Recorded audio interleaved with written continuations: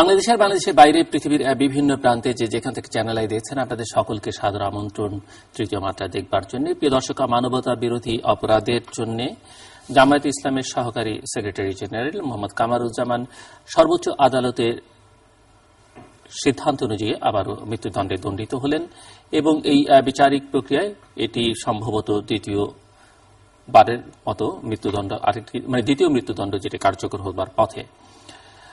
বিচারিক প্রক্রিয়ায় আরও বেশ কিছু মামলা প্রায় চূড়ান্ত নিষ্পত্তির পথে। মানবতা বিরোধী অপরাধের এই বিচার প্রক্রিয়া নিয়ে আজকে আমরা আলোচনা করব। আলোচনা করবার জন্য যারা আমার অতিথি, চলুন তাদের সঙ্গে পরিচিত হই। আমার একেবারে বায়ে বসা আছেন আন্তর্জাতিক অপরাধ ট্রাইব্যুনালের রাষ্ট্রপক্ষের আইনজীবী ব্যারিস্টার তুরিন আফরোজ। তারপরে রয়েছেন এই আইন প্রণয়নের সঙ্গে যিনি অত্যন্ত ঘনিষ্ঠভাবে যুক্ত ছিলেন, সাবেক সচিব, সাবেক রাষ্ট্রদূত অ্যাম্বাসাডর ওয়ালিউর রহমান। আমার একেবারে ডানে বসা রয়েছেন টেবিলের ডান প্রান্তে বাংলা দৈনিক দিনকালের সম্পাদক ডক্টর রেজওয়ান সিদ্দিকী। স্বাগত আপনার তিনজনকে স্টুডিওতে। অ্যাম্বাসেডর ওয়ালিউর রহমান, আপনাকে দিয়ে শুরু করি যে আপনার প্রতিক্রিয়া কি কামারুজ্জামানের যে রিভিউ পিটিশন, সেটিতে সর্বোচ্চ আদালতের যে সিদ্ধান্ত, সব মিলিয়ে আপনার প্রতিক্রিয়া? দেখুন, এটা খুব বড় প্রশ্ন করেছেন আপনি, লার্জ ক্যানভাস। তবে আমি সেটাকে খুব সংক্ষেপে বলবো। ক্যানভাসটা, আপনার উত্তরের ক্যানভাসটা ছোট হলেই ভালো, তাহলে অনেক প্রশ্ন করা যাবে। অনেক কাজে আপনার উপরে কমিসারেশন করে আমি ভাবছি যে না, এটা ছোট করবো আমি। সেটা হচ্ছে যে এটা যে বিচারিক প্রক্রিয়া যেটা শুরু হয়েছে এবং আপনি যেটা বলেছেন সেটা ঠিকই যে আমি এর সাথে জড়িত ফ্রম ডে ওয়ান, এবং যে বিভিন্ন ক্ষেত্রে যখন আলাপ আলোচনা হয়েছে এই নিয়ে, সেই সুদূর জেনেভা এবং জার্মানিতে, আমি সেখানে ছিলাম, একমাত্র আমি ছিলাম। এবং কি আলাপ আলোচনা হয়েছে, তাদের ভিতরে কি ডিবেট হয়েছে আমাদের ড্রাফট নিয়ে, সেখানে আমি ছিলাম। কাজেই আমার কাছে যে mister Kamruzzaman is only an object, আমি দেখছি এটা from the point of view of law. বিচারিক প্রক্রিয়াটা কি হয়েছে, কিরকম হতে পারে, যেভাবে আমি তখন দেখেছি, সে 44 বছর, তারও আগে, বছর আগে, 43 বছর আগে। তো আমার কাছে সেটার জন্য মনে হচ্ছে খুব একটা, it's a big experiment. You see, as I said this, যখন কাদের মোল্লা সাহেবকে যখন ফাঁসি দেওয়া হলো, আমি অন্য এক চ্যানেলে যেটা বলেছিলাম সেটাই আমি বলছি যে বিগ এক্সপেরিমেন্ট এটা, যেটা যেহেতু আমি ছিলাম সেখানে একমাত্র ব্যক্তি, যে সে আইনটা কিভাবে এখানে কার্যকরী হচ্ছে, কিভাবে কার্যকরী হচ্ছে, তার ভিতরে কোনো ভুল আছে কি না আছে। সেই আইনটা তখনকার জন্য অত্যন্ত সময় প্রয়োজনীয় ছিল, কারণ নুরেমবার্গের পরে আর কোনো বিচার হয়নি, কোনো আইনও করা হয়নি। নুরেমবার্গে কিন্তু কোন রকমের, যেটাকে বলি আমরা আইন যে যে তৈরি করা হয়, সেরকম কোন আইন ছিল না সেখানে। লন্ডন চার্টার বলে একটা চার্টার করা হলো, 4 শক্তি মিলে যারা যুদ্ধে জিতল, সেইটা হয়ে গেল নুরেমবার্গের ট্রায়ালের বিচারের আইন হয়ে গেল। কিন্তু আমরা প্রথমবারের মতো বাংলাদেশ কিন্তু আইন করলো একটা, এর আগে আইন হয়নি।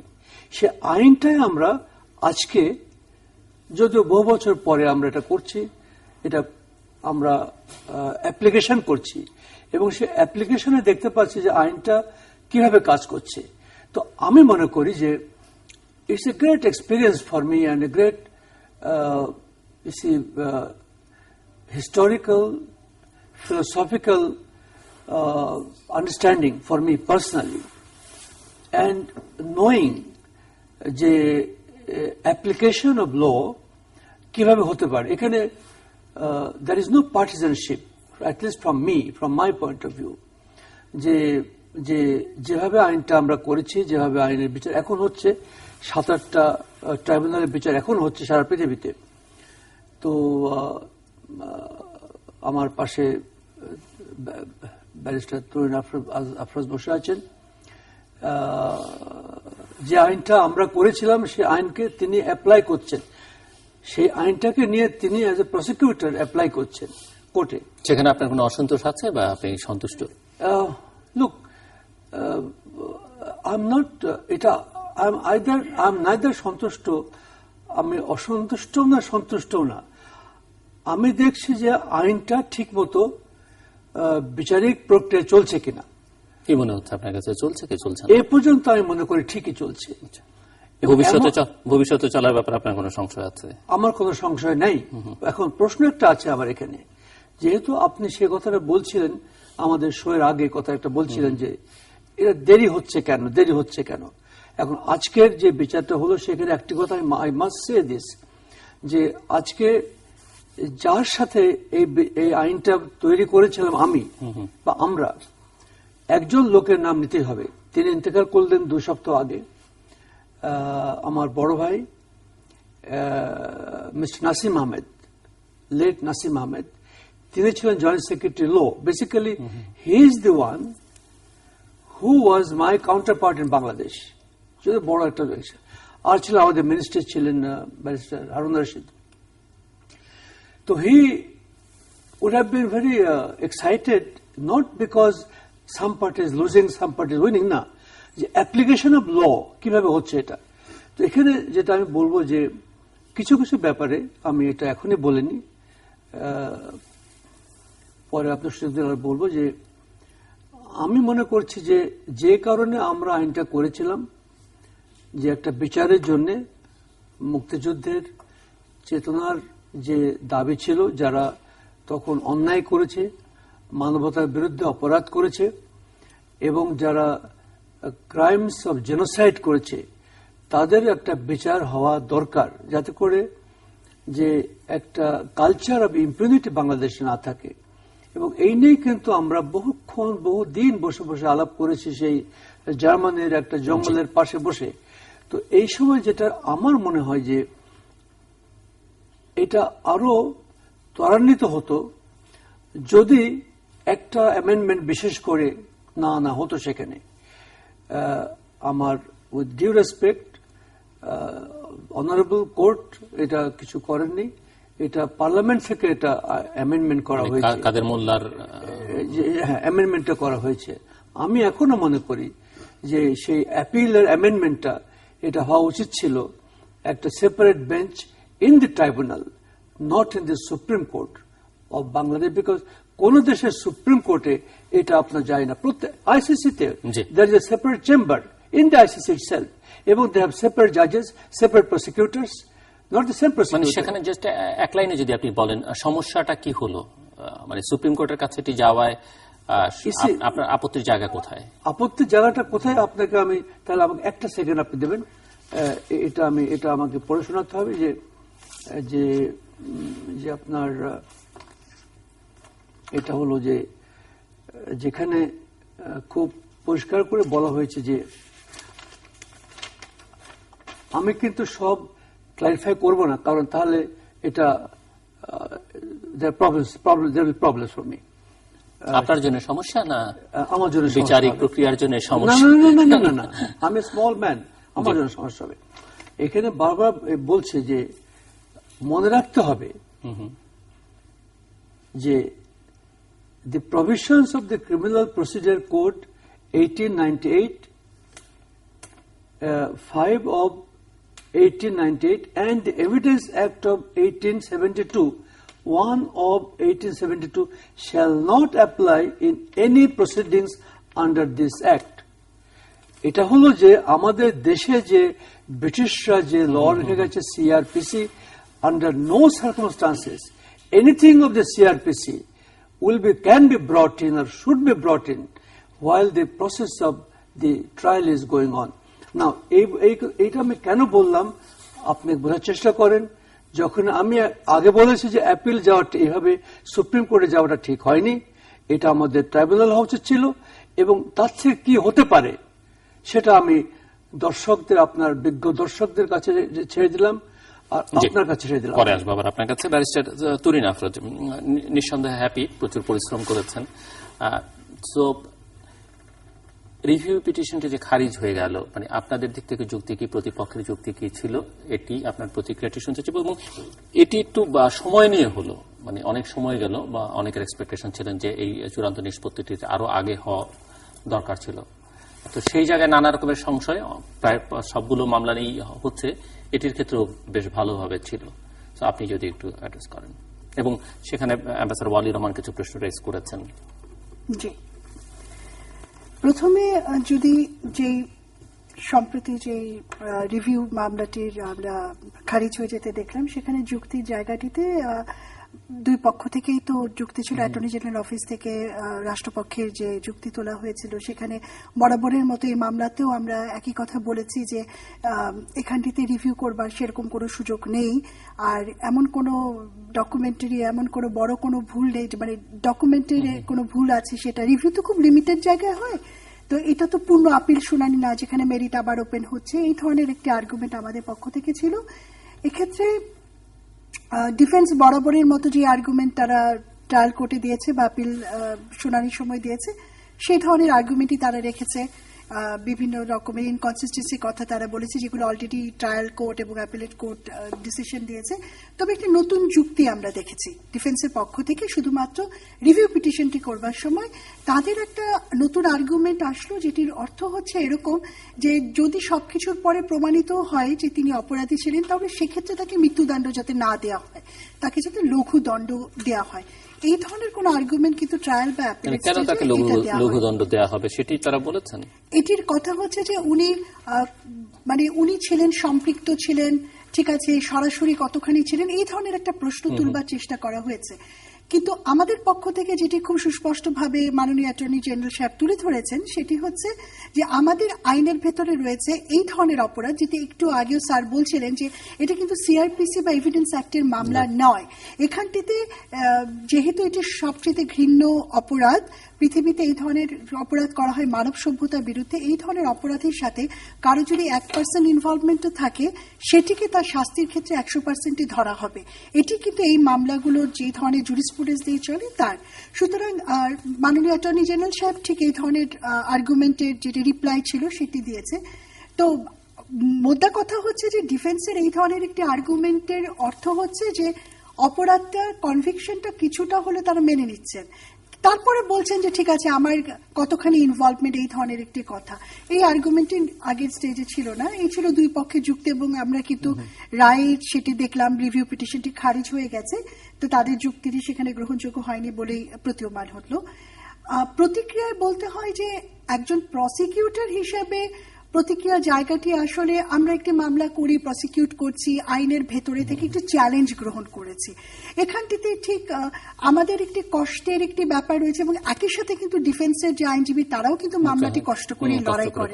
সুতরাং এখানটিতে আমি বলবো না যে এখানে মানে আমাদের জন্য একটি মহান চ্যালেঞ্জ একটি আসছে সামনে, সেটিকে আমরা মোকাবেলা করে একটি রায় পাচ্ছি, আমাদের আশানুরূপ ফল পেয়েছি, এখানটিতে খুশি হওয়ার ব্যাপার রয়েছে।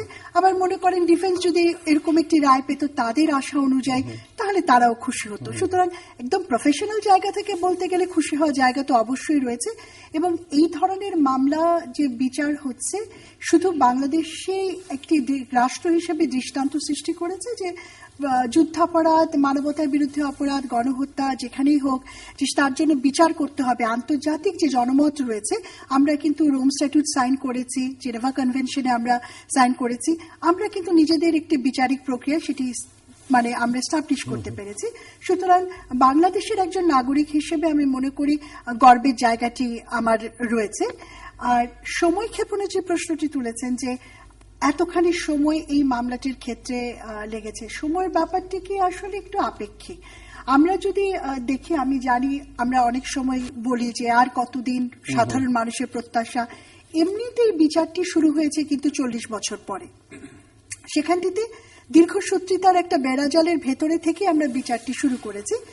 আবার এই বিচারটি শুরু হওয়ার পরে আমরা কিন্তু দেখেছি নানা রকমের অপকৌশল এই বিচারিক প্রক্রিয়াটিকে বিঘ্নিত করবার বা প্রতিহত করবার। সেটির অনেক কারণ আছে, সেটি আইনের ভেতরে থেকেও যেমন ভাবে করা হয়েছে, সমাজেও হয়েছে। কিন্তু আমরা যদি তাকিয়ে দেখি আন্তর্জাতিক বিশ্বে যেখানে যুদ্ধাপরাধের বিচারগুলো চলছে, রুয়ান্ডা ট্রাইব্যুনাল বলুন, ইউগোস্লাভিয়া বলুন, কম্বোডিয়া, সিয়েরা লিওন, আর কোনোখানে এতগুলো মামলার নিষ্পত্তি 5 বছরে 17টি মামলা 18 জনের বিরুদ্ধে নিষ্পত্তি আমরা করতে পেরেছি। সেদিক থেকে কিন্তু আমরা অনেক এগিয়ে আছি। কাম্বোডিয়ার যে ট্রাইব্যুনাল, সেখানটিতে প্রথম মামলাটি মানে ফর্মাল যা জানতেই তাদের 5 বছর লেগেছে। আমরা কিন্তু 5 বছরে 17টি মামলা নিষ্পত্তি করতে দেখেছি ট্রাইব্যুনাল থেকে। সুতরাং সময়টি আপেক্ষিক ব্যাপার, আমরা কোন পরিপ্রেক্ষিতে সেটি বলছি এটি। আর আপিলের যে প্রশ্নটি স্যার একটু আগে বলছিলেন, যে আপিলটি সাধারণ মানে একেবারে দেশের উচ্চ আদালতে কেন করা হয়েছে, আইনটির একটা বিউটি এক সময় স্যার আপনারাই যখন প্রথম থেকে এই আইনটি করেছেন তখন কিন্তু একেবারে 73 সালের আইনে আপিলের সুযোগ ছিল, ডিফেন্সও যে আপিলটা করতে পারতো, অ্যাকিউজ আসামি পক্ষ তারাও কিন্তু ওই সুপ্রিম কোর্টে সর্বোচ্চ আদালতে যেত। পরে যে অ্যামেন্ডমেন্টটা হয়েছে সেখানটিতে করা হয়েছে যে দুই পক্ষই এখন একই রকম ভাবে আপিল করতে পারছে।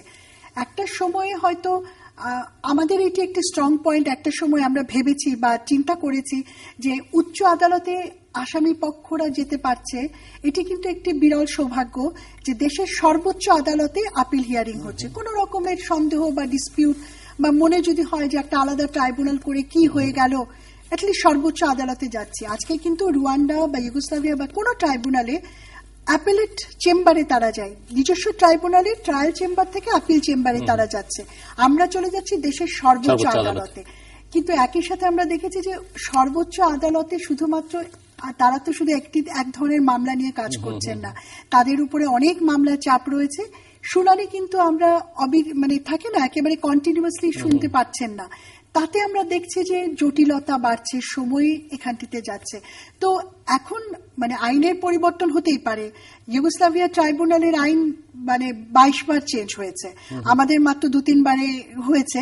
সুতরাং আমরা যদি মনে করি আরো বেশি ভালো কিছু করবার জন্য আপিল চেম্বারে যাওয়ার কোনো নিজেদের একটা ট্রাইব্যুনালই আপিল চেম্বার হতে পারে, সেটি হতে পারে। কিন্তু অ্যাজ এ প্রসিকিউটর যতদিন না আইন চেঞ্জ হচ্ছে আমাদেরকে যে প্রক্রিয়ার মধ্যে আছেন সেখানেই থাকতে হবে। ডক্টর রেজাউল সিদ্দিকী, আমি কোথা থেকে শুরু করবো আমি ঠিক বুঝে উঠতে পারছি না, কারণ দুইজনই আমার সামনে যারা আছেন এই পুরো বিচারিক প্রক্রিয়াটি সম্পর্কে আপনার অবজারভেশন, আমরা যারা মিডিয়ায় আমরা যারা কাজ করে করছি তাদের কাছে ঠিক একেবারে আইনের যে খুঁটিনাটি নিয়ে ওনারা কথা বলতে পারছেন, আমার কাছে ঠিক অতটা খুঁটিনাটি জানা নেই। কিন্তু একটা জিনিস, এই ট্রাইব্যুনাল গঠনের একেবারে শুরু থেকেই শুধুমাত্র বাংলাদেশে নয়, সারা পৃথিবীতেই এর বিভিন্ন ধারা বিষয়ে কোশ্চেন উত্থাপিত হয়েছে যে এখানে এইটা ন্যায় বিচার হবে না, এই জিনিসটার দ্বারা ন্যায় বিচার হবে না, এই জিনিসটার দ্বারা ন্যায় বিচার হবে না। যেমন খুব স্বাভাবিকভাবে যদি আমরা দেখি যে কিরকম, যে আমি সাক্ষী কিন্তু আমি প্রেজেন্ট নাই, আমি মারা গেছি কিংবা আমাকে পাওয়া যাচ্ছে না, তখন আমার নামে পুলিশ কতগুলো কথা এনে লিখে দিল যে ওই সাক্ষীর কাছ থেকে এটা সংগ্রহ করা হয়েছে, আর আপনি সাবমিট করলেন এবং সেটা গৃহীত হলো। ফলে পুলিশ যে নিজে এই ঘটনাটা বানিয়ে এনে সাবমিট করেনি, তার কিন্তু কোনো প্রমাণ হলো না, অর্থাৎ ন্যায় বিচারের ক্ষেত্রে এটা ব্যত্যয় হলো।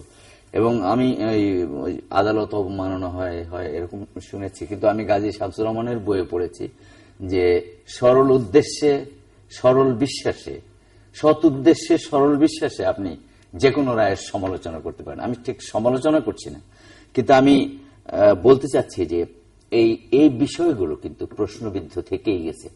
আজকে ধরেন একজন লোক যদি অপরাধী হয়, সে রাজনীতি করুক বা ব্যবসা করুক বা বাণিজ্য করুক, যা সে করুক, সে অপরাধের তো একটা শাস্তি অবশ্যই হতে হবে।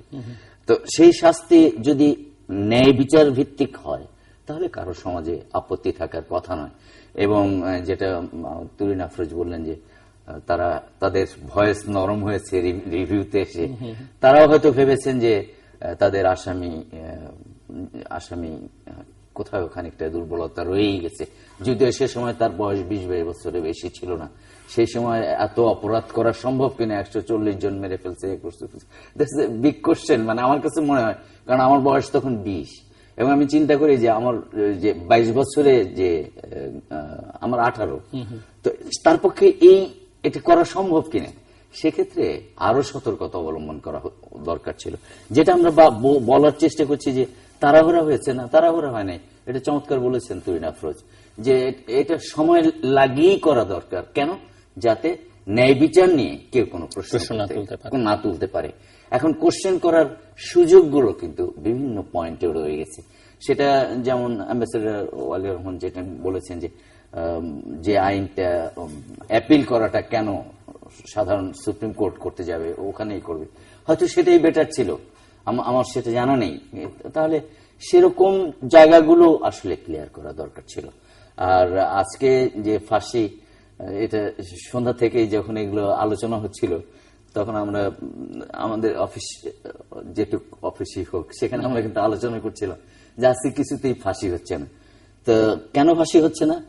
সরকার এগুলো তাড়াহুড়ো করে না, সময় আরো লাগতে পারে, এই ধরনের যুক্তি আর কি, অর্থাৎ গসিপ সমাজ জুড়ে চলেছে। কিন্তু আমার কথা হলো, অপরাধ করলে তার শাস্তি হবে, কিন্তু তা যেন সম্পূর্ণরূপে নিরপেক্ষ এবং ন্যায় বিচারের ভিত্তিতে হয়।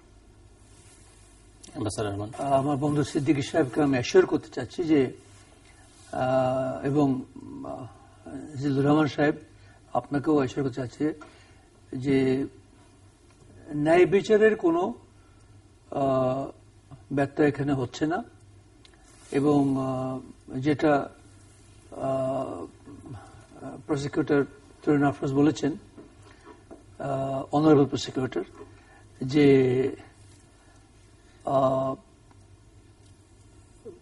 বেশ কয়েকটি জায়গার নাম তিনি বলেছেন যে বিচার হচ্ছে সেখানে। এবং সেখানে আমরা দেখেছি যে যেমন ক্যাম্বোডিয়াতে একটা পুরো জাজদের প্যানেলকে পরিবর্তন করে দেওয়া হলো। এভরি জাজ was found to be corrupt, appointed by the United Nations. You see, there are so many angles in doing this. এখন সেই দিক দিয়ে আমি তো বলবো যে জাতিসংঘকে নিয়ে এসে ক্যাম্বোডিয়া যে বিপদে পড়লো, এবং যে কথাটা উনি বলেছেন যে এক ডয়েশকে, ওয়ান মিস্টার ডয়েশকে তার শাস্তি দিতে, যাবজ্জীবন কারাদণ্ড দিতে লাগলো, ওদের 5 থেকে 6 বছর লাগলো। Is it a very ideal example? No, it is not. যেহেতু সেখানে জজরাই ছিল কারাপ্ট, তো সমস্ত জজকে বদলে নতুন একটা প্যানেল নিয়ে এসে আবার করা হলো, তখন তাকে শাস্তি হলো। আমাদের ক্ষেত্র যে এটা ভিন্ন, আমাদের আইনটা কিন্তু এটা ইন্টারন্যাশনাল ল। এটা আরেকটা জিনিস যেটা আমাদের বুঝতে হবে, আমি আপনাকে বলছি ভাই, যে আন্তর্জাতিক লকে কিন্তু আমরা প্রথমবারের মতো নিয়ে এসেছি ডোমেস্টিক লর অধীনে। It is an experiment also. এবং যখন আমরা আজকে বিচার করছি, ফর মি পারহ্যাপস, আমার মনে আমি সবসময় ভাবি, চিন্তা করি যে ওই যে সেই Max Planck institute of international criminal লতে বসে যখন আলাপ করছিলাম, আমরা তর্ক করছিলাম, ডিবেট করছিলাম, এবং ঢাকায় ফোন করছিলাম যে এইটা বলছে ওনারা, এইখানে এটা হলে ভালো হবে, এটা হলে ভালো হবে, ইত্যাদি ইত্যাদি, যে সেই সময়ের যে চিন্তা ভাবনা বা যেটা আমরা দেখছিলাম এবং সেটা আমরা অ্যাপ্লিকেশন করছি এখানে। আপনার কি মনে পড়ে যে যখন আপনি বলছেন যে যিনি একজন উপস্থিত নাই, সেখানে আমরা বিচার করছি, তাকে তার সাক্ষী মানছি, কিন্তু সেখানে যারা নুরেমবার্গ ট্রায়াল করেছেন শেষ হয়ে গেছে, যারা 2 জন প্রসিকিউটর ছিলেন, তারা বলছেন যখন শুনছেন যে সিমলা এগ্রিমেন্ট হয়ে আমরা ছেড়ে দিচ্ছি 195 জনকে, তখন তারা নিজে প্লেনে করে আসলেন জেনেভাতে, এসে বললেন যে please I beg your government, যেটা করবে না তোমরা, কারণ আমরা ইন অ্যাবসেন্সে তাদেরকে ট্রায়াল করতে চাই এবং we shall bear all the expenses. তো আমার তো আর কিছু করার ছিল না তখন। আমি তখন বঙ্গবন্ধুকে ফোন করলাম, তো বঙ্গবন্ধুর উত্তর ছিল, naturally he was a diplomat politician. In my view, perhaps he was one of the greatest diplomat politician and philosopher. তিনি হাও বললেন না, নাও বললেন না। জিল্লুর সাহেব, তিনি আমাকে হাও বললেন না, নাও বললেন না। তো তখন এতক্ষণ বোঝার শক্তি, ক্ষমতা আমার হয়েছে যে নিশ্চয়ই there are some difficulties, যে তিনি হ্যাঁ বলছেন না। আজকের দিনে দাঁড়িয়ে আপনার ওই আইন, মানে আইন সংশোধনটি নিয়ে একটি প্রশ্ন আছে, এবং অ্যাপিল করবার জায়গাটি নিয়ে হ্যাঁ, না, প্রশ্ন ওটা এবং তো দীর্ঘসূত্রিতা নিয়ে আপনার মধ্যে কোনো প্রশ্ন আছে? ওই একই কারণে বলছি আমি যে না, সেখানে সেই মানে আপনার কাছে কি কখনো মনে হয়েছে যে এটি কোনো রাজনৈতিক কারণে, কোনো বিশেষ বিবেচনায় এটিকে প্রলম্বিত হচ্ছে? না, আমি সেটা মনে করি না, আমি মনে করি না। কারণ যে কথাটা বোধহয় আমরা তিনজনই একমত হচ্ছে এখানে, যে যদি এটা একটু সময় নিয়ে হয়, তাহলে ন্যায় বিচারটা আরো, এটা আপনাকে সময় দিচ্ছে ভাবতে, চিন্তা করতে। সেখানে আমি মনে করি যে না, মাননীয় আদালত যখন বসে আছেন, ভাবছেন, তারাও সময় পাচ্ছেন একটু, এদিক দিয়ে মনে করি আমি ভালোই হলো। কারণ যেমন ধরুন যে নুরেমবার্গ, কিন্তু যে আমরা নুরেমবার্গ বলতে কিন্তু শুধু বুঝি ওই যে 12 জনের যে ফাঁসি হলো, 22 জনের বিচার হলো, তারা চারজন তারা আত্মহত্যা করলেন, আর একজন এইভাবে নাম বলছেন, এখন আমি অনেকগুলো নাম আছে আমার কাছে, কিন্তু সেটা তো কমাসে শেষ হয়ে গেল। কারণটা কি? কারণ হচ্ছে যে সেখানে তো তার বিরুদ্ধে কেউ ছিল না। সেখানে আপনার 4 পরাশক্তি, তারাই বিচার করলেন, তারাই প্রসিকিউটর, তারাই সবকিছু, আর তো কেউ ছিল না সেখানে। কারণ সেখানে তাড়াতাড়ি তারা করে ফেলতে পেরেছে এতগুলো, কিন্তু সেখানে অনেক প্রশ্ন ছিল, সেই প্রশ্নগুলো আমাদের এখন আছে, কারণ তাদের কোনো কোডিফাইড ল ছিল না।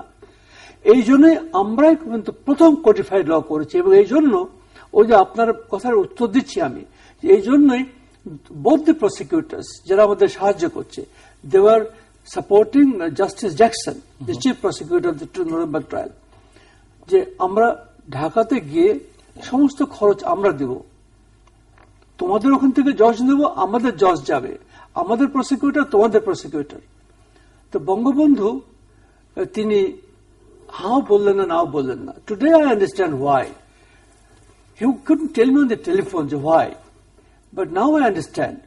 পরে তিনি বলেছেন আমাকে, যখন সাক্ষাৎ হলো আমার সঙ্গে, যে এই জন্য এটা আমি তোমাকে বলতে পারলাম না, এবং টেলিফোনে বলতে পারলাম। বলবেন কি বলেছিলেন? বলেছেন পরে আমাকে, সেটা এখানে বলবেন কিনা বোধহয়, এটা বোধহয় অপ্রাসঙ্গিক হবে এটা। তো একটা জিনিস তো আপনি জানেন যে, দেখুন আমরা গরিব দেশ। অপ্রাসঙ্গিক হবে কেন? এই প্রসঙ্গে তো আলোচনা না, আমি বলছি যে এই দিক দিয়ে যে আমরা তো গরিব দেশ, আমরা দেশটা ধ্বংস করে দিয়ে গেছি, কিছু ছিল না। সে অবস্থায় বঙ্গবন্ধু কবছর সময় পেয়েছেন, তিনি বিভিন্ন জায়গা থেকে সাহায্য আনছেন, পাচ্ছেন, নানান কারণে করতে হয়েছে, নানান কারণে সেগুলো মেনে নিতে হয়েছে, বাধ্য হয়েছেন। সেখানে যে সবচেয়ে বড় সাহায্য দানকারী যে দেশ আমাদের জন্য, সবচেয়ে বড় পৃথিবী এখন তারাই বড়, কারণ আমেরিকা হচ্ছে world bank, America IMF, America ADB, America Islamic bank, আপনাকে কি বলবো আমি। সেই চুক্তি বা যার কারণে সে 195 জন আমাকে বলতেই হচ্ছে, 195 জনকে ফেরত পাঠা ছেড়ে দিতে হলো, সেখানে কি মার্কিন যুক্তরাষ্ট্রের খুব একটা ভূমিকা ছিল? সেখানে অনেক কথা, সেখানে আমি যাবো না, আপনাকে এখন যাবো না আমি, কিন্তু একটি কথা বলবো আপনাকে, আমাদের আরেকদিন আলোচনা করব। একটি কথা বলে শেষ করবো, আপনি যেহেতু বলেছেন যে আছে, তাহলে আমাদের আরেকদিন আলোচনা করতে। একটি কথা বলতে, I will be very happy to come. একটি কথা বলবো, যে সেটা আমি মাননীয় প্রসিকিউটর সাহেবের সামনেই বলছি, যে সেটা হলো যে যখন পরে কিন্তু ওই 2 বছর 3 বছর 3 বছর 3.5 বছর পরে যখন সিমলা এগ্রিমেন্ট হচ্ছে, third one, 74 9th of April, তখন কিন্তু বঙ্গবন্ধু পরে আমাকে বলছেন, আমি ওনাকে চার্জ করলাম যে আপনি ছেড়ে দিলেন কেন, আমরা এত মহৎ, এত বড় হয়ে গেলাম, বিচার তো তাদের জন্য কল করতে হবে। তখন তিনি বললেন যে দেখো, আমার কিছু সমস্যা ছিল, কিন্তু আমি আমাদের ডেলিগেশনকে বলে দিয়েছি পরিষ্কারভাবে যে একটা এক্সচেঞ্জ অফ লেটার করো।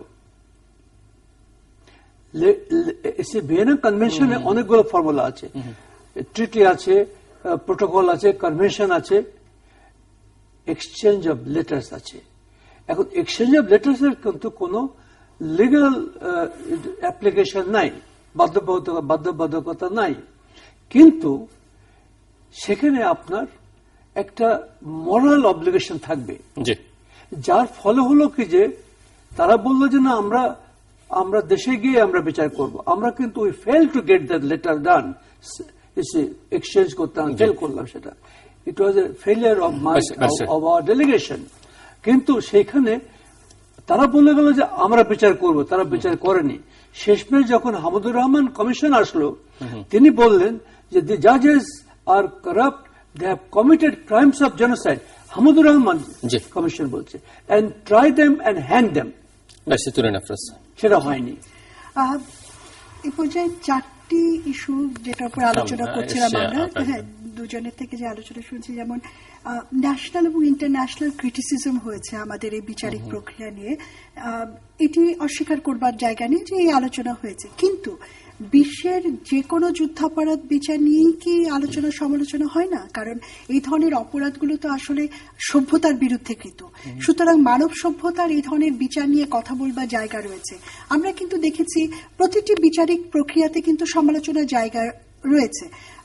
একেবারে নুরেমবার্গ থেকে শুরু করে আইকম্যান ট্রায়ালটাও যে দেখলাম, ইসরায়েলি সুপ্রিম কোর্টের ডিসিশন 1950 সালে কোলাবোরেটরস অ্যাক্টের অধীনে যে বিচার হয়েছে, সেটাও কিন্তু প্রচন্ড সমালোচনার মুখে বিচার এগিয়েছে এবং সেখানটাতে আপিল করার সুযোগ দিয়ে হচ্ছে না। তারপরে আমরা টোকিও ট্রাইব্যুনালের অনেক সমালোচনা রয়েছে। টোকিও ট্রাইব্যুনালের পুরো রেপ ইস্যুটিকে, মানে পুরো কমফোর্ট গার্লসদের যে পুরো ইস্যুটি 50 বছর লেগেছে শুধুমাত্র এই সেকেন্ড ওয়ার্ল্ড ওয়ারের পরে সেটিকে মেইন স্ট্রিম জায়গায় আনতে। দ্বিতীয় বিশ্বযুদ্ধের পরে যে বিচার হলো, সেখানে কিন্তু একটা সিঙ্গেল মামলা আসলো না রেপের উপরে। তো সমালোচনার জায়গাটি আমার কাছে মনে হয় সবসময় এটি একটি প্রথারই অংশ, যে জায়গাটি সমালোচনার জায়গা। দ্বিতীয় যে বিষয়টি এসেছে, আমরা আলোচনা করছি যে পলাতক আসামিদের বিচারের বিষয়টি আসলে কতখানি গ্রহণযোগ্য, যেটি নাকি এই ট্রাইব্যুনালে হচ্ছে। প্রথমত হচ্ছে পলাতক আসামি, সাক্ষী না, পলাতক আসামি। উনি সাক্ষীর কথা বলেছেন। আমি সাক্ষীর কথা বলেছি, আচ্ছা, আসামির কথা বলতে পারেন না। প্রথমত হচ্ছে, যদি পলাতক আসামির কথা বলা হয়, সেই আসামির যে বিচারের আমাদের ব্যবস্থা রয়েছে, সেখানে যথেষ্ট সেফগার্ড রাখা হয়েছে এবং সেখানে কিন্তু একজন সরকার পক্ষের আইনজীবী নিয়োগ হয়। এবং আমরা প্রসিকিউটর হিসেবে যেটি দেখি যে এই ধরনের মামলায় কোর্ট, আমাদের মনে হয় কোর্ট একটি পক্ষ দাঁড়িয়ে গেছে জাস্ট বিকজ যে তিনি অ্যাবসেন্ট। সেখানটাতে প্রসিকিউশনের যে কোনো কাগজই এত ক্লিন সুইপ আমরা পাই না। দ্বিতীয় যে বিষয়টি হচ্ছে, পলাতক সাক্ষীর কোন স্টেটমেন্ট তো আইনত এই আদালতে গ্রহণযোগ্য নাই, ট্রাইব্যুনালে।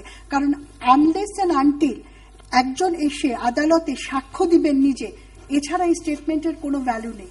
খুবই লিমিটেড জায়গায় যেখানে হচ্ছেন সাক্ষী মারা গেছেন, সেটাও কোর্ট বিচার করবেন যে একটি মামলার চার্জে হয়তো 4 জন সাক্ষী দিয়েছেন, সেই স্টেটমেন্টে নতুন কিছু নেই। প্রসিকিউশন যদি মুভ করে, সেটি কোর্টের এখতিয়ারভুক্ত বিষয়। মারা গেছে এবং পাওয়া যাচ্ছে না, তাদের বক্তব্য গ্রহণ করা হয়েছে থ্রু পুলিশ, এটা কি সম্ভব? না, এটা কখনোই কোন মামলাটির রায়, তাহলে আপনাকে বলতে হবে কোন মামলাতে এটি হয়েছে। আমার জানা মতে 17টি মামলার সবগুলোতে আমি 14 থেকে 15টিতে লিগাল আর্গুমেন্ট দিয়েছি, পুরো ফাইল আমি জানি। সুতরাং এরকম কোনো এত সৌভাগ্য আসলে হয়নি যে একটা স্টেটমেন্ট যেটা পাওয়া যাচ্ছে না আমাদের জন্য একটা ইজি গো হয়ে গেছে। কারণ প্রসিকিউশন যখন সাক্ষী উপস্থাপন করে, আমাদেরকে রিস্ক নিতে হয় সেই সাক্ষী ডকে এসে কি বলবেন, সেটা কিন্তু আমাদের তো তাদের উপর কোনো কন্ট্রোল নেই। তারা আমাদের সাথে যাচ্ছেন কোর্টে, কিন্তু কোর্ট রুমে যাওয়ার পরে কি সাক্ষ্য দিবেন সেটার উপরে কিন্তু আমাদের কোনো হাত থাকে না। কারণ তাকে ক্রস এক্সামিনেশন করতে পারে। এরকম তো একটি ঘটনা বোধহয় ঘটেছিল, একজন সাক্ষী পালিয়ে গিয়েছিলেন না, কিন্তু তার সাক্ষ্য তো গ্রহণ করাই হয়নি। আমি বলছি যে সাক্ষী পালিয়ে গেছেন, সুখরঞ্জন, সে কারণেই বললাম যে অনেক বেশি না, কিন্তু কথা হচ্ছে যেটি কখনো মামলার অংশই হয়নি, সেটাকে আমরা কেন বলছি যে এই সাক্ষী গ্রহণ করা হয়েছে? কারণ প্রসিকিউশন তো 80 থেকে 90টি স্টেটমেন্ট দেয়, তার ভিতরে প্রসিকিউশন হয়তো 20 থেকে 25 জনকে উপস্থাপন করে কোর্টের সামনে উইটনেস হিসাবে, সেটিকে মামলার বিবেচনায় নেওয়া হয়। সুখরঞ্জন বালি প্রসিকিউশন উইটনেস, ডিফেন্সের উইটনেস হলেন, ডিফেন্সের উইটনেস থেকে গাড়ি থেকে হারিয়ে গেলেন। এটা নিয়ে অনেক আলোচনা সমালোচনা শুনি, কিন্তু মূল কথা হচ্ছে ওই মামলা থেকে সুখরঞ্জন বালি স্টেটমেন্টের উপরে কোর্ট রিলাই করেছে না প্রসিকিউশন রিলাই করেছে, এটি কিন্তু একটি ভুল ব্যাখ্যা। কারণ প্রসিকিউশন কখনোই তাকে সাক্ষী হিসেবে উপস্থাপন করেনি। সুতরাং এই ধরনের কোনো ঘটনা আসলে ঘটেই নেই।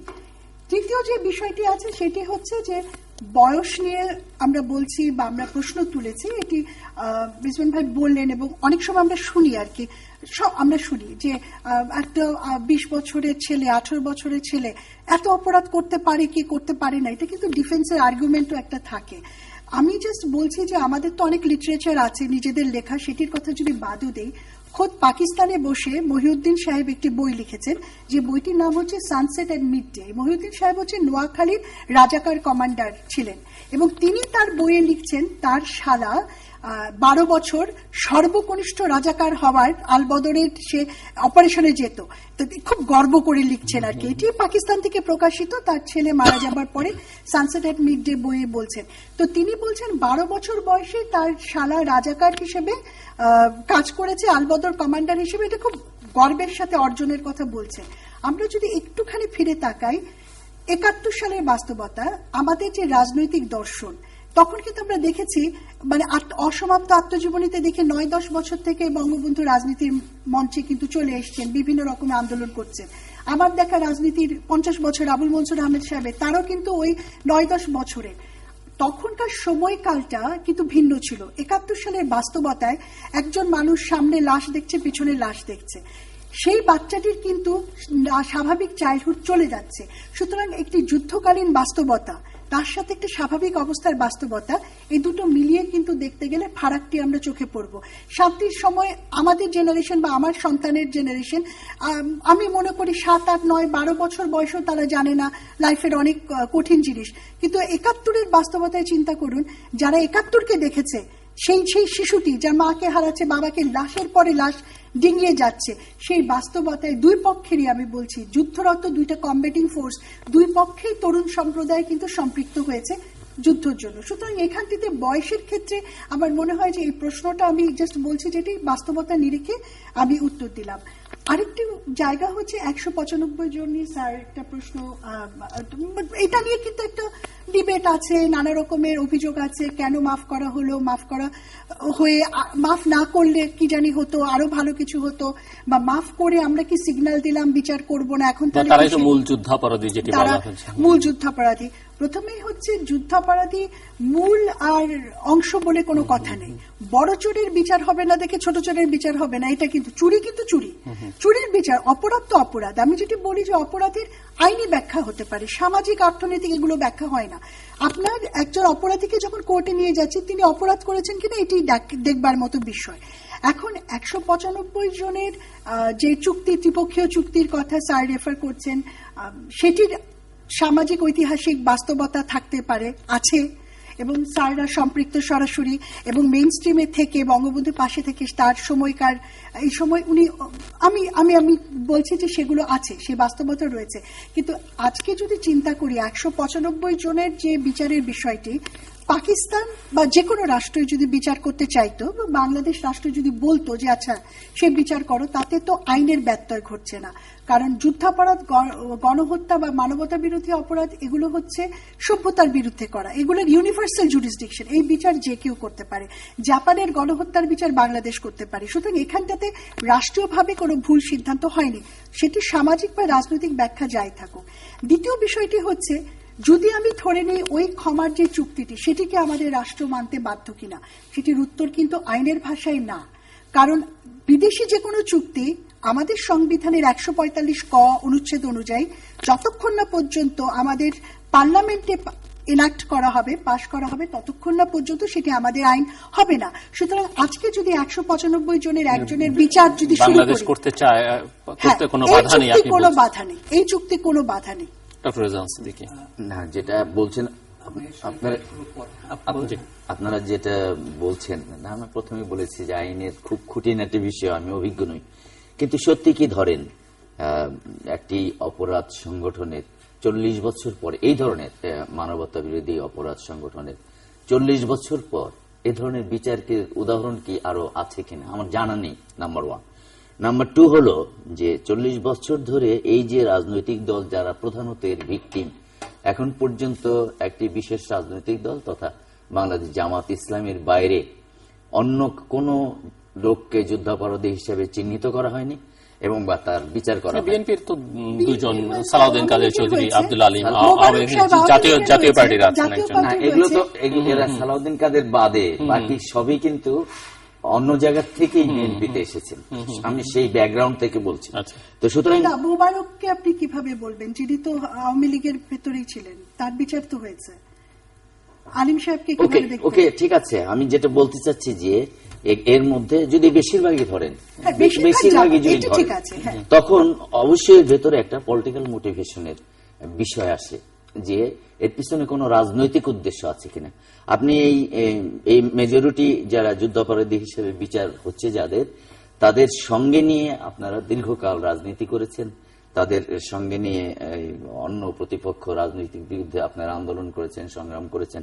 কখনো কিন্তু এই প্রশ্ন উত্থাপিত হয়নি, কারণ 40 বছর ধরে যদি এরা অপরাধ তখন করে থাকে 71 সালে, তাহলে এই 40 বছরে সেটা ধুয়ে মুছে যায়নি। অথচ দীর্ঘ সময় ধরে আপনারা তাদের সঙ্গে থেকেছেন, আন্দোলন করেছেন।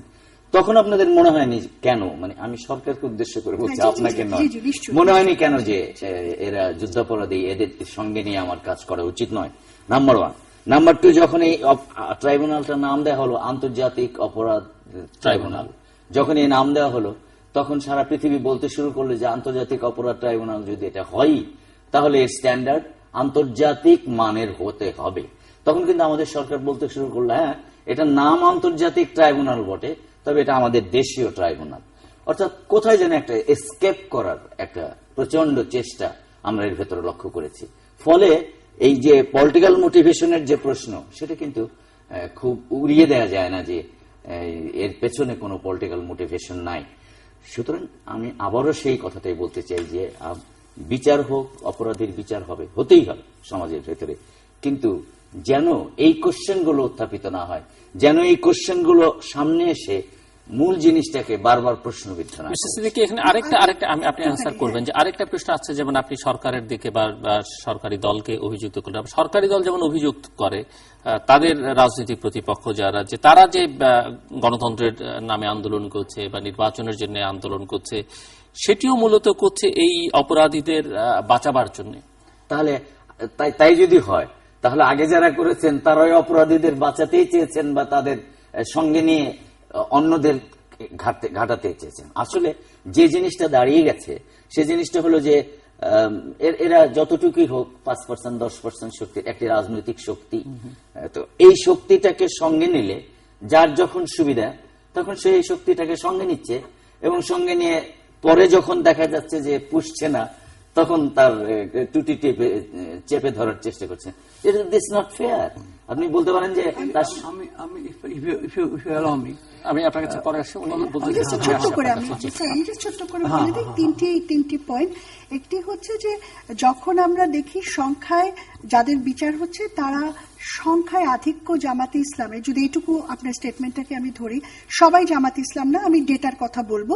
18 জনের বিরুদ্ধে মামলায় রায় পেয়েছে, তার ভিতরে 14 জন হচ্ছে জামাতে ইসলাম, 2 জন হচ্ছে বিএনপি, এবং বাকি 2 জনের মধ্যে 1 জন হচ্ছে আওয়ামী লীগ, এবং তৎকালীন সময়ে আওয়ামী লীগেরই সাথী ছিলেন জাতীয় পার্টি, বর্তমানে অন্যখানে আছেন। কিন্তু এই হচ্ছে ডেটা, সোজা কথায়। কিন্তু এখন কথা হচ্ছে সবাই জামাতে ইসলামের যে ফিলসফি, সেই ফিলসফির অধীনে একটি অপরাধ যদি সংগঠিত হয়, আজকে তাদের রাজনৈতিক অবস্থান কিন্তু বিবেচ্য বিষয় না। এখানটিতে মামলাগুলোতে আমাদেরকে প্রমাণ করতে হয়, তিনি আমাদের জন্য অনেক ইজি হতো রেজন ভাই প্রমাণ করা যে ভাই উনি জামাত ইসলাম করেন, আমার আর সাবমিশন নাই, মামলা রায় দিয়ে দেন। আমাদেরকে কিন্তু প্রত্যেকটি চার্জ প্রমাণ করতে হয় তার বিরুদ্ধে, যে তিনি কি করেছেন এটি বড় কথা না, তিনি কি অপরাধের সাথে সম্পৃক্ত এটি। সুতরাং পলিটিক্যাল মোটিভেশনের একটি গন্ধ পাওয়া গেল, অনেকে পেলেও বা আপনি পাচ্ছেন, মনে হলো আসলে বিচারটি আসলে একটি আইনি প্রক্রিয়া। দ্বিতীয় হচ্ছে ইন্টারন্যাশনাল ক্রাইমস ট্রাইব্যুনাল নামের ভিতরে ফাঁক আছে, সেটি সরকার বলছে। আসলে সরকারের বলবার বিষয় নিয়ে এটি 1973 সালে যে আইনটি 1973 সালে হয়েছে, সেই আইনটির প্রিয়াম্বেলে লেখা আছে ইন্টারন্যাশনাল ক্রাইমসের বিচারের জন্য কতিপয় ইন্টারন্যাশনাল ক্রাইমস, যেমন গণহত্যা ইত্যাদি ইত্যাদি অপরাধের বিচারের জন্য ট্রাইব্যুনাল গঠনের লক্ষ্যে আইনটি প্রণীত হইল। সুতরাং এখানটিতে সরকারের এত বছর পরে এসে কোনো ব্যাখ্যা দেবার জায়গা রয়েছে কিনা, এটি অন্য একটি জায়গা। আমি আইনের ভাষা বলছি, এবং সব শেষে যেটি বলছি, সরকার একসময় তাদেরকে নিয়ে রাজনীতি করেছে বা করতে চেয়েছে, সুযোগ নিয়েছে, এটি কিন্তু রাজনীতির মঞ্চের কথা। এটা কিন্তু রাজনীতির মাঠের কথা। আজকে কিন্তু আমরা একটি সত্যিকারের ট্রাইব্যুনাল দেখছি, সত্যিকারের বিচারিক প্রক্রিয়া দেখছি, এবং এই ধরনের কথা বলা মানে ট্রাইব্যুনালের নিরপেক্ষতাকে প্রশ্নবিদ্ধ করা। এটা কিন্তু কন্টেম্পট অফ কোর্টের মতো একটি বিষয় হয়ে দাঁড়াচ্ছে। কারণ আমরা কিন্তু রাজনীতি কে করেছে, যারা করেছে তারা খারাপ করেছে, সে যেই করুক, যুদ্ধাপরাধীকে যেই আশ্রয় দিয়েছে, আমি মনে করি আইনের দৃষ্টিতে সেটি অপরাধ, সেটা যেটাই হোক, যেই করেছে। কিন্তু কথা হচ্ছে রাজনীতি মঞ্চের, রাজনৈতিক মঞ্চের মাঠের যে বক্তব্য বা খেলা, সেটি দিয়ে তো বিচারিক প্রক্রিয়াকে আমরা তাকে মানে ইভ্যালুয়েট করতে পারি না। আমাদেরকে কিন্তু বিচারিক প্রক্রিয়াটিকে আইনের দৃষ্টিতে দেখতে হবে। এবং আজকে যদি আমরা বলি রাজনীতিক খেলার মঞ্চের অংশ হিসেবে এই বিচারটি চলছে, তাহলে কিন্তু আমরা সরাসরি ভাবে আদালতকে কটাক্ষ করছি, সুপ্রিম কোর্টকে কটাক্ষ করছি, তার মানে তারাও তো এই খেলার মধ্যে সামিল। সুতরাং আমার মনে হয় এই ধরনের বক্তব্যটা না বলে রাজনীতির মঞ্চে আছে সেটিকে আর বিচারিক প্রক্রিয়াটিকে আমরা আলাদা রাখি। Thank you. আমি ভিন্নভাবে একটু উত্তর দেব আপনার প্রশ্ন, এবং ব্যারিস্টার তরিন আফরোজ বলেছেন। আপনাকে এটা একটু ইতিহাসে যেতে হবে, এবং বারবার যখন এই আইনটা আমরা করা হয়েছে, আমরা ইতিহাসে গেছি যে এই যে আন্ডারস্ট্যান্ডিং যে খুন করে, আগে তো পৃথিবীতে 2000 বছর আগে, 1000 বছর আগে লক্ষ লক্ষ লোক খুন হয়েছে, কিন্তু ওদের কোনো বিচার হয়নি। তো একটা সময় আসলো, বিশেষ করে এটা আমি আপনাকে সময়টা বলছি, যে প্রথম যেটা ক্রাইমিয়া ওয়ার হলো, তখন থেকে একটা যে মানুষ মারা গেল, যে ক্ষয়ক্ষতি হলো, তখন থেকে কয়েকটা দেশ মিলে চিন্তা ভাবনা করলো যে একটা আইন হওয়া দরকার, যাতে করে আমরা নারীকে মারবো না, শিশুকে মারবো না। নন কম্ব্যাটেন্টস শব্দটা তখনই ব্যবহৃত হলো, দ্যাট ওয়াজ 1850। নন কম্ব্যাটেন্টসকে মারবো না, যারা যুদ্ধ করছে না ওদেরকে মারবো না, মানে সিভিলিয়ানদেরকে মারবো না। এই চিন্তা ভাবনাটা কিন্তু তখন থেকে আসছে। কিন্তু দ্বিতীয় মহাযুদ্ধের সময় যখন এটাকে এরকম এটা বিশাল আকারে এবং বিকট আকারে দেখা গেল, তখন ওই চারটি দেশ যারা যুদ্ধে জয়লাভ করলো, তারা তখন একটা ভাবলো যে না, একটা কিছু করতেই হবে। তার ভিতরে অনেক কিছু আছে যেগুলো আমরা পছন্দ করি না, কারণ সেখানে তো এখন যেটা আপনি বলছেন, যে এখন তো আমাদের যাদেরকে বিচার করছি তাদেরকে আমরা যে সময় দিচ্ছি, এবং সেটা উনি সেটা বলবেন, যে স্টিফেন রালফ বলে এক ভদ্রলোক আছেন, তাকে আমি বলি তাকে diplomatic trouble shooter in the state department. তিনি এগুলো দেখেন। তিনি আগে ছিলেন সিয়েরা লিওন ছিলেন, কোর্টে ছিলেন, এবং তিনি প্রসিকিউটর দেয়ার। পরবর্তীতে তিনি রোয়ান্ডায় এসছেন, এবং রোয়ান্ডাতে তিনি যে কি কি করেছেন সেগুলো ইতিহাস আমি এখানে দিয়ে যাব না। কিন্তু সেই স্টিফেন রালফ তিনি এখানে প্রথমবার এসে হাম্বিতাম্বি করলেন যে খুব খারাপ, এটা বিচার হচ্ছে না, ইত্যাদি ইত্যাদি। তিনি ঠিক এরকম একটা ভাব দিয়ে কথা বললেন। দ্বিতীয়বারে যখন আসলেন তখন তিনি একটু ঠান্ডা দেখলাম। থার্ড টাইমে যখন আসলেন তিনি বললেন যে আমি একটু কোর্টে গিয়ে দেখতে চাই, তোমাদের বিচার দেখতে চাই। তো তখন আমরাও গেলাম, গিয়ে বসলাম পিছনের দিকে। উনি ছিলেন ওমা 3 মিনিটের জায়গায় তিনি ওখানে আধা ঘন্টা ছিলেন, এবং বললেন কি যাওয়ার পরে যে আমি তো যখন প্রসিকিউটর ছিলাম আমার ডিফেন্সকে আমি এত সময় কখনো দিইনি যেরকম তোমরা দিচ্ছ। আমি জানতাম না যে বাংলাদেশে এত ভালো জজ আছে, এত লার্নেড জাজেস আছে এখানে। খেয়াল করবেন, কিন্তু this is how it is.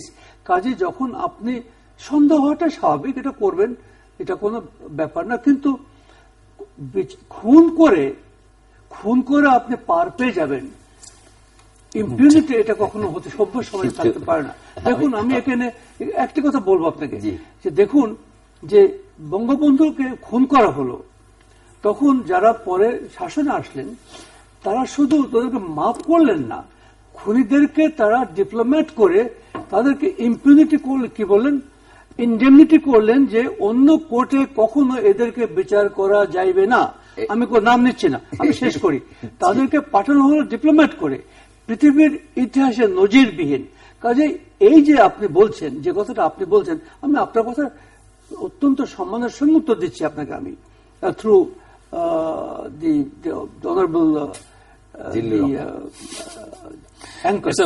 সেটা হচ্ছে যে দেখুন, আমি চাইবো না, আপনি চাইবেন না, উনি চাইবেন না, উনিও চাইবেন না যে অন্যায় করে কাউকে খুন করা হবে, তার বিচার একটা হবে, মানে বিচার হতে হবে। যেখান থেকে আপনারা আমি শেষ কথাটা বলেছি, সময় তো চলে যাচ্ছে, উনি সময় আমাকে দেবেন না, আপনাকে দেবেন এখন।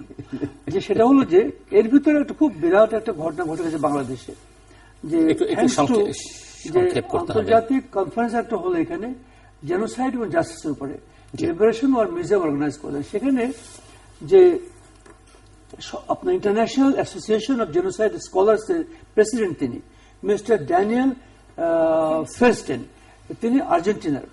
তার সঙ্গে আমার কথা হলো, তো এক পর্যায়ে তিনি বললেন যে তোমাদের যে আইনটা করেছো জিলু সাহেব, এটা আপনি খেয়াল করবেন, কিন্তু যে আইনটা তোমরা করেছো এটা একটা খুবই একটা মানে ভিন্ন প্রকৃতির আইন, যেটা তোমরা পৃথিবীকে দেখাচ্ছ যে এটা সম্ভব এবং অন্য দেশ যেন তোমাদেরকে ফলো করে। এবং সে বলছে যে তোমরা এই আইনে ওই যে 195 জনকে নিয়ে, ন্যাচারালি এটা তো আমাকে এখনই পীড়া দেয়, যে ওদেরকে তুমি ইন অ্যাবসেন্সিয়া তোমরা বিচার করতে পারো।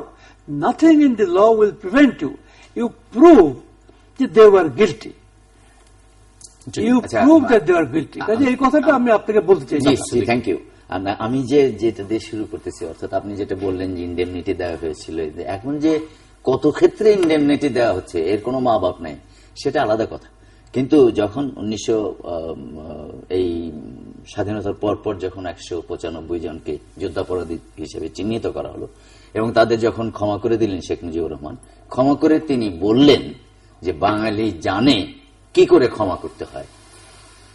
অর্থাৎ এই যে এর ইনসাইট কি আপনি খানিকটা ইঙ্গিত করেছেন, পরে নাকি কোনো একদিন বলবেন, আমি জানতে পারলে সেই অনুষ্ঠান জিল্লুরে শুনবো আমি। তো সুতরাং এটা কখনো কখনো এরকম পরিস্থিতির উদ্ভব হয় যে এত বড় যুদ্ধাপরাধী হিসেবে চিহ্নিত করলেন, তারপর বললেন যে বাঙালি জানে কেমন করে ক্ষমা করতে হয়। নাম্বার 2, যাদের আজকে যুদ্ধাপরাধী হিসেবে বিচার হচ্ছে, আমি তাদের নিরপরাধ বলছি না, তাদের একজনের নামও রাজাকার হিসেবে অন্তর্ভুক্ত ছিল না। আশা করি আপনি সেটা জানেন। সুতরাং যখন একেবারে টাটকা অবস্থায় রাজাকার হিসেবেও চিহ্নিত করা গেল না, এখন 195 আল বদর, আল শামস, আরো তো অনেকগুলো সব মানে এই একই অপরাধ, তো এগুলো তো সব একই কারণ নাম, একজনের নাম। জি না, আপনি দেখায়, আমরা তো উপস্থাপন করেছি, আমি তো নিজে এটা ঘেটে তারপর বলছি আপনাকে। ঠিক আছে, সেটি বলছেন। সুতরাং তারা এখন এত বড় বড় গিল্টি, তাহলে ওই 195 জনের সঙ্গে একেবারে টাটকা অবস্থায় কে করেছে না করেছে সব লোক জানতো, সেই সময় কেন তাদেরকে আটক করে পাকিস্তানিদের ছেড়ে দিলেন, এদেরকেও ধরে বিচার করে দিতেন, তাহলেও বুঝতাম যে তুরিন আফরোজ বলছেন যে ওই 195 জনের বিচারও বাংলাদেশ এখন এই ট্রাইব্যুনালে করতে পারে। এবং 195 শুধু জন না, আজকের বিচার না, বিচার তো দালাল জানি না, সবাই বেঁচে নেই, কিন্তু আছে কয়েকজন বেঁচে আছে, আমাদের তথ্য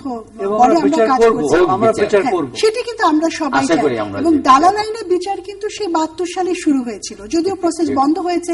মানে এগুলোর ভেতর কিন্তু আমরা গেছি, ইতিহাস তো আমরা আরেক প্রশ্ন যে শেখ মুজিবুর রহমান সাহেব কেন 195 জনের বিচার চাই সমস্ত রাজাকারী। আমরা শেষের দিকে ব্যারিস্টার তুরিন আফরোজ শেষ করবেন। সো আমরা ধরে নিচ্ছি যে আশা করতে পারি যে যেমনটা অ্যাম্বাসেডর ওয়ালি রহমান বলছেন যে ওই 195 জনের বিচার এবং বাংলাদেশে যারা আছেন আরো বাকি অপরাধী সবাইকে এই আইনের আওতায় কতদিন নাগাদ চলতে পারে, এরকম কোন ধারণা আছে ট্রাইব্যুনাল বা এই বিচারিক প্রক্রিয়া, যতক্ষণ পর্যন্ত পাওয়া যাবে এরকম পর্যন্ত?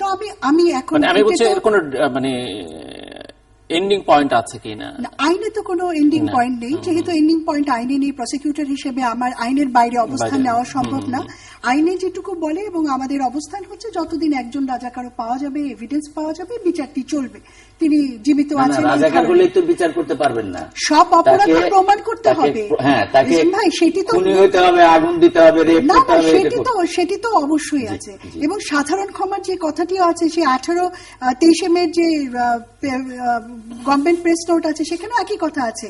সবাইকে ছাড়া হয়নি, 18 রকমের অপরাধী যারা অপরাধী তাদেরকে কিন্তু আটকে রাখার নির্দেশও জি, রয়েছে। জি। আমরা আসলে আজকের যেটা আমরা সবাই কিন্তু একমত, বিচার হোক এবং বিচারটি সুষ্ঠু হোক, ন্যায় বিচার যাতে হয় আমিও সেটা সেটি একমত। সবাই আমরা একমত, আমি মনে করি। আপনি বলতে চাইছিলেন কিছু? আমি শুধু একটি কথাই বলতে চাচ্ছিলাম যে এক লাইনে বলতে হবে। এক লাইন, 1.5 লাইনে, যে আপনার যে ভয় আছে, চিন্তা আছে, সেটা যদি আপনি একটু বসে চিন্তা করেন যে কথাগুলো আমরা বলছি এখানে, এবং আমি বলছি as an individual, you can say that one of the persons involved in the making of the law, জি, এবং আমি সেটাকে লাইন দেখছি বড় হয়ে ঠিক যাচ্ছে, হচ্ছে কিনা। ছোট করতে হবে। এবং উনি এর ভিতরে ইনভলভড, কাজে সেখানে আমি মনে করি যে আমাদের দুজনের বক্তব্য থেকে আপনি এবং জি, আপনার মাধ্যমে ধন্যবাদ। আপনার অসংখ্য দর্শক যারা শুনছেন তারা দর্শক বুঝতে পারছেন যে অনুষ্ঠানের শেষ বিচার আমরা প্রান্তে করছি, আমরা এবং বিচারের যদি কোনো ভুল হয়ে থাকে লোকে এখন 100 লিখতে বছর পারেন পরেও বা ধরতে ঠিকানা পারবে। পরিচালক তোমার চ্যানেলে জিপি বক্স 2433 ঢাকা 1000, যারা ইমেল করতে চান, SMS করতে চান, এবং সোশ্যাল মিডিয়াতে আমাদের যেসব পেজ আছে সেসব পেজে আপনারা আপনাদের মতামত রাখতে পারেন। আর আপনাদের মতামত আমাদের অনুষ্ঠান তৃতীয় মাত্রায় আপনি দেখতে পাবেন প্রতি বৃহস্পতিবার এবং শুক্রবার বাংলাদেশ মারা 2টো, বুধবার দুপুর 11:30 এবং শুক্রবার দুপুর 1:05 দেখবার আমন্ত্রণ রইল। ডক্টর রেজওয়ান সিদ্দিকী, ব্যারিস্টার তুরিন আফরোজ এবং অ্যাম্বাসাডর ওয়ালির রহমান, অসংখ্য ধন্যবাদ আপনাদের তিনজনকেই।